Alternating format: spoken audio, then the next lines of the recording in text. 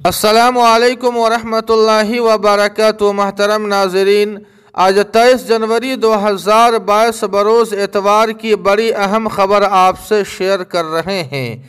जी हाँ नाज़रीन किराम, आपको बतला दें कि 2021-22 के लिए तालीमी स्कॉलरशिप का ऐलान करते हुए सदर जमीयत उलमाए हिंद हज़रत मौलाना सैयद अरशद मदनी साहब ने कहा कि हमें इंतहाई मुसर्रत का एहसास हो रहा है कि हमारी इस अदना सी कोशिश से ऐसे ज़हीन और मेहनती बच्चों का मुस्तकबिल किसी हद तक संवर सकता है जिन्हें अपनी माली परेशानियों की वजह से अपने तालीमी सिलसिले को जारी रखने में सख्त दुश्वारियों का सामना करना पड़ रहा है।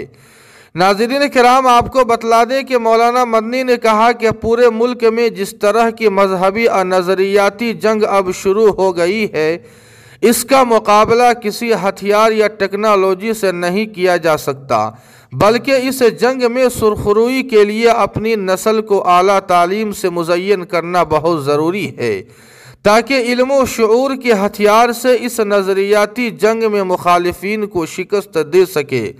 मौलाना मदनी ने मज़ीद कहा कि आज़ादी के बाद आने वाली तमाम हुकूमतों ने एक तयशुदा पॉलिसी के तहत मुसलमानों को तालीम के मैदान से बाहर कर दिया।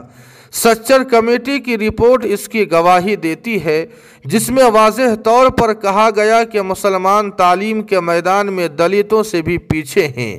मौलाना मदनी ने कहा कि कौमों को अपनी तारीख़ खुद लिखनी पड़ती है और मुसलमानों को भी अपनी तारीख़ खुद लिखनी होगी।